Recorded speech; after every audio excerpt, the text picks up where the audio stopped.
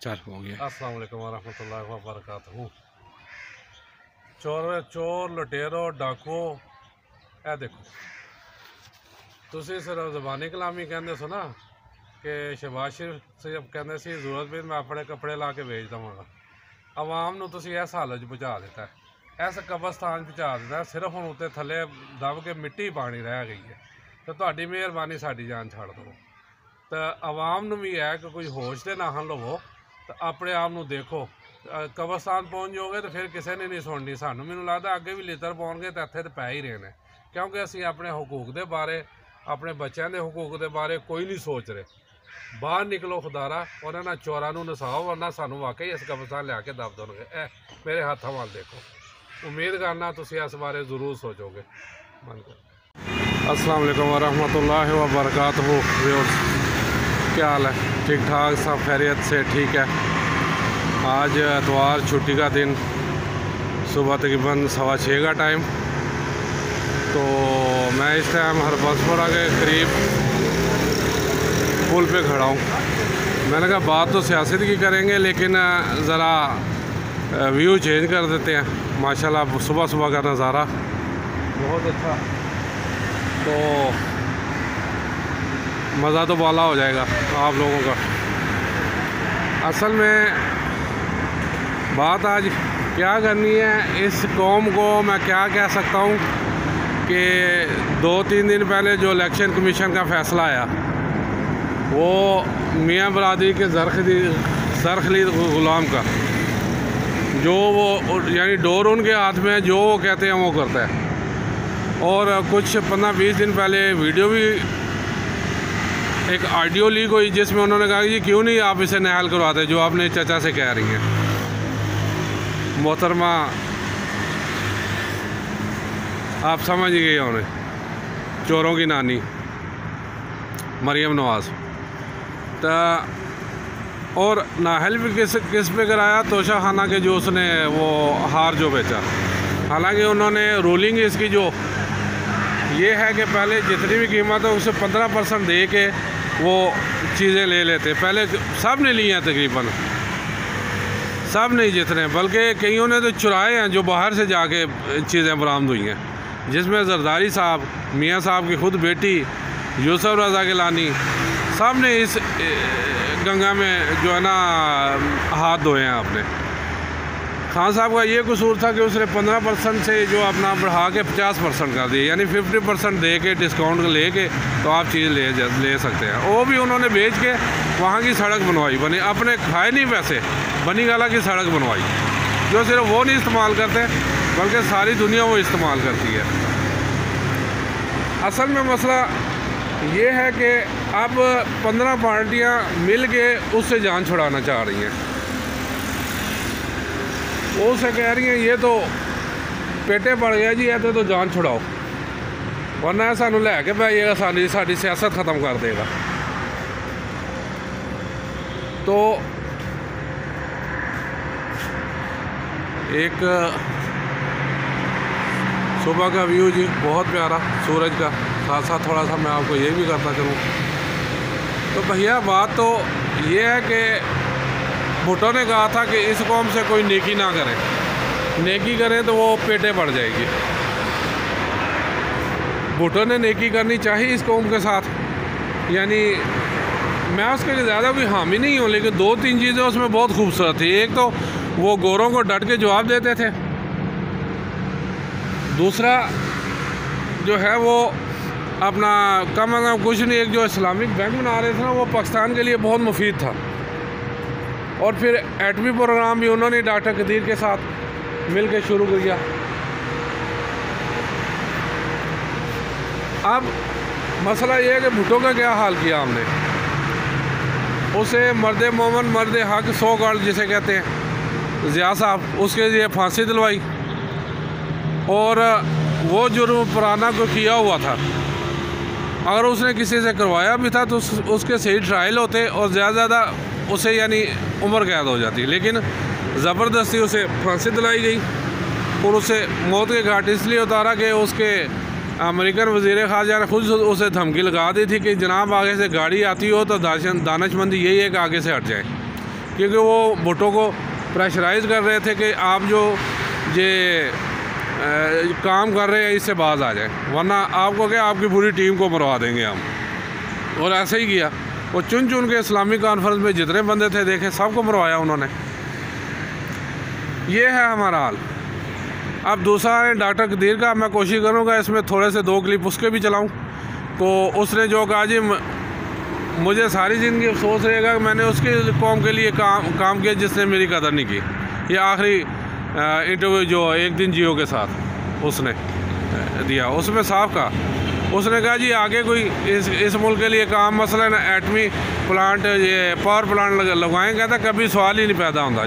जिसने मेरी कदर नहीं की, वैसे कौम को तो ख्याल नहीं का, कौम कहता आवाम तो बहुत अच्छी है, मेरे साथ दे रही है, लेकिन ऊपर के बड़े बगैरत उनका नाम लिया उन्होंने कि जिन्होंने मुझे यानी नज़रबंद भी किया, काम दूसरे ने डाला उसे नज़रबंद करवा दिया, बल्कि ये तो देने को तैयार हो गए थे ये अमेरिका को, लेकिन फिर कुछ लोगों ने समझाया कि ऐसा करने से जो है ना मामला ख़राब हो जाएगा, इसे नज़रबंद कर रहे हैं। बहरहाल फिर भी नज़रबंद हुआ और बाद में 4 साल के 5 साल नज़रबंद रहे। और कल उसके क्लिप मैं बीच में चलाऊँगा, फिर भी अगर मुझे यानी कि वो कॉपीराइट्स का ना इशू आया बीच में, तो यानी इंतहाई दुख के साथ वो बंदा कह रहा है, ज़रा उसकी जगह बैठ के बंदा महसूस करे कि 200 गज़ के फासले में मेरी बेटी है, उससे मुझे नहीं मिलने दिया गया।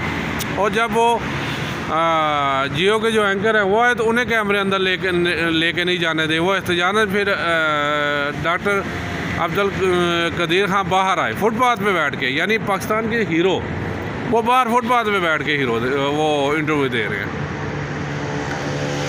ये हम अपने हीरोज़ के साथ करते हैं। फिर बाबा कायद आज़म का मैंने आगे भी सवाल किया था कि एम्बुलेंस से चंद 100 गज़ के फासले पे या तकरीबन 2-2.5 किलोमीटर के फासले पे उसकी तकरीबन 2.5 से 3 घंटे बाबा कायद आज़म वहाँ जो है ना सिर्फ इसलिए रहे कि जी एम्बुलेंस ख़राब हो गई है। मैं इनसे सवाल करता हूँ, कराची पाकिस्तान बनने से पहले भी जो है ना वो तजारत का हब था, बिज़नेस का हब था, क्योंकि बंदरगाह थी उधर।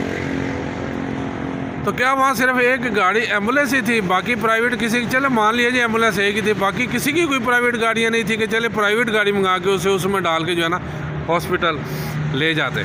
लेकिन वजह क्या थी, उन्होंने कहा था बस इससे जो काम लेना था ले लिया, अब ये मरता है तो मरे, खसमान खाए।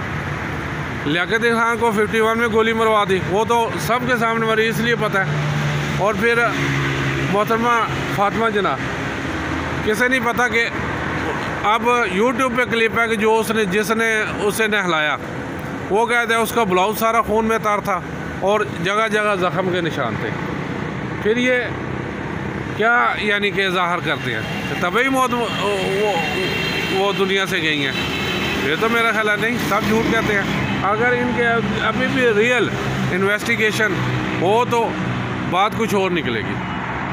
लेकिन हमारे यहाँ जो है ना ये बड़े बड़े मगरमच्छ है ना, ये कुछ होने ही देते हैं। मिसाल उसकी देख लें, बीबी की देख लें कि बीबी को ब्लास्ट करवाया, सिर्फ रहमान मलिक और बाबरवान को पकड़ रहे वो सारा कुछ उगल देंगे, लेकिन नहीं पकड़ना क्योंकि ऊपर वालों की आशीर्वाद ही नहीं है। बीबी के दौरने में मुर्तज़ा भुट्टो को गोलियां मरवाएंगे पुलिस से, वो तफ्तीश इसलिए नहीं कर सके बड़े बड़े मगरमच्छ इन्वॉल्व में। अब पाकिस्तान में जब ये होगा, ये चीज़ें होंगी, तो फिर कैसे ये पाकिस्तान चलेगा, कैसे पाकिस्तान आगे बढ़ेगा। एक बंदा जो मुखलिस है, पाकिस्तान के लिए कुछ करना चाहता है, वो अपने बीवी बच्चों को भी बाहर भेज दिया, बाहर क्या कहते हैं अपना, उससे नहीं मिल रहा, सिर्फ इसलिए कि अपना पाकिस्तान के लिए कुछ कर लेंगे। और इनके अपने स्टेट बैंक के जो हैं मईशतदान, उन्होंने इकरार किया कि इसके ज़माने में हमारी मईशत बहुत बेहतर हो रही थी, हमारी मईशत बहुत बेहतर हो रही थी। लें जी सुबह का व्यू, साथ साथ में आपको ज़रा सुबह का सूरज माशाल्लाह, अल्लाह करे पाकिस्तान का भी यही सुबह का सूरज, वो सूरज नमदार हो जो पाकिस्तान की तरक्की में दिन दुगनी रात चुगनी करे, अल्लाह करे ऐसा हो। लेकिन अगर मामला यही रहे तो फिर मुझे मुश्किल लग रहा है। सीधी सी बात है, मैं ख्वाबों की दुनिया में नहीं रह रहा, मैं हकीकत की दुनिया में रह रहा हूँ, और जिसमें हम बात वही है कि सिर्फ दुआओं पे नहीं, कल भी मैंने हबीब जालब की नज़म पढ़ी थी कि सजदों में पड़े रहने से कुछ हासिल नहीं होगा, हमें प्रैक्टिकली कुछ करना पड़ेगा, हमें प्रैक्टिकली कुछ काम करने पड़ेंगे ऐसे जिससे कि इस ये मुल्क तरक्की करे। उस सबसे बड़ी बात है हमें चोरों को पहचानना पड़ेगा। अगर खान साहब चोर हैं, यानी 50% दे के चीज़ें लेने के, फिर दूसरे ज़्यादा चोर हैं। जरदारी साहब ने BMW गायब की, यूसुफ रज़ा गिलानी ने भी हार और पता नहीं क्या क्या गायब किया। तफ्तीश तो करें, फिर पीछे से लेके आए ना, फिर पीछे से लेके आए। क्यों ऐसा कर रहे हैं? ये अब वजह क्या है? वो इनकी कोशिश यही है कि सियासत से जो है ना खान साहब को आउट करें, सियासत से आउट करें, ताकि जो है ना ये अगर इसके 5 साल मुकम्मल हो जाएं अगले, तो ये पाकिस्तान को कहीं का कहीं पहुँचा देगा खुद। जी व्यूअर्स, असल में मेरे कहने का मतलब यही है, मैं वही से दोबारा कंटिन्यू करता हूँ कि अगर खान साहब डिफ़ाल्टर हैं तो फिर दूसरे इससे बड़े चोर हैं। मसला ये है कि सब मिल के खान साहब को पीछे धकेल के वो नहीं चाह रहे कि पाकिस्तान तरक्की करे। मैं अपनी आवाम से अपील करता हूँ कि वो पूरे का पूरा अब बाहर निकलें, खान साहब का साथ दें, ताकि इस मुल्क के लिए कुछ बन सके। नहीं निकलेंगे तो खुदारा ये सोच लेंगे ये सब वगैरह तो बाहर भाग जाएंगे, हम लोगों ने इधर रहना है। देखे कौन आज तक कौन सा चीफ जस्टिस जो है ना रिटायरमेंट के बाद पाकिस्तान में रहा है, कौन का फौजी अफसर रिटायरमेंट के बाद इधर है, सब बाहर भाग जाए। कौन सा सियासतदान पाकिस्तान में रहा है या कौन सा ब्यूरोक्रेट, सब ने बाहर जायदादें बनाई हुई हैं। जब यहाँ से फारिग पाकिस्तान से उतनी देर ही इन्हें प्यार होता है जब तक ये सर्विस में होते हैं या सियासत में होते हैं। यहाँ से निकल के सीधा इनका यूरोप में मकान बड़ा होता है तो वहाँ जाके स्टे करते हैं। तो खुदारा इस मतलब सोचें और पाकिस्तान के लिए सोचें, अपने बच्चों के लिए सोचें, अपने बच्चों के मुस्तकबिल के लिए सोचें, और ऐसी जो अब जो है ना ये बदमाशियाँ ना होने दें। खान साहब को भरपूर तरीके से वापस लिए गए हैं, भरपूर तरीके से उसका साथ दें, और ये जो हो रही हैं ज़्यादतियाँ हो रही हैं, इन ज़्यादतियों को रुकवाएँ, और रुकवाएँगे ऐसे कि आप सब बाहर निकलेंगे। मैं आगे हमेशा कहता हूँ कि बाहर निकलने का मतलब ये है कि अगर लाहौर की आबादी 1.25 करोड़ है तो उसमें कम से कम 50 लाख आदमी बाहर निकले सिर्फ लाहौर में से खान साहब के पीछे, पर फिर पता लगेगा कि नहीं आम मामला जो है ना हाथ से निकल गया। अगर नहीं निकलेंगे तो फिर अंजाम भुगतने के लिए तैयार हो जाएं, ठीक। और अंजाम हम आवाम नहीं भुगतना, क्योंकि पिछले 75 साल से हम भुगत रहे हैं, पिछले 75 साल से हम अंजाम भुगत रहे हैं। अगर अभी भी हमें होश नहीं आ रहा, होश के नाम नहीं ले रहे, तो फिर हम इस पे ना अल्लाह मियाँ को कसूरवार ठहरा सकते हैं ना किसी और पे। ये हमारा कसूर खुद है, हमारा कसूर, ये हम कसूरवार हैं। इसलिए खुदारा इसके मतलब सोचेंगे आप बल्कि फ़ैसला करें, बाहर निकलें, फिर जाके जो है ना इस मुल्क का कुछ बनेगा। वरना इन चोरों लुटेरों ने इसे बेच के इसे सारा दिवालिया करके एक हमारे पास जो हम एटमी पावर में हैं, अब उनके यही एटम बम ही खटक रहा है बाहर दूसरे बगारतों को जो नॉन मुस्लिम है, वो चाह रहे हैं इनसे ये भी छीन लें, बिल्कुल निहिता कर दें, ताकि जब चाहे इन्हें तारने वाला समझते खा जाए। वो काम भी कर देंगे। इसलिए खुदारा अब फैसले की घड़ी है, फ़ैसला करें, बाहर निकलें और अपने राइट्स के लिए, अपने हक़ के लिए, अपने बच्चों के लिए, अपने मुस्तकबिल के लिए, और जो है ना अब इन बड़ों को बता दें कि वो पुराना दौर गया जब हम जुल्म की चक्की में पिसते थे, अब ये चीज़ नहीं होगी।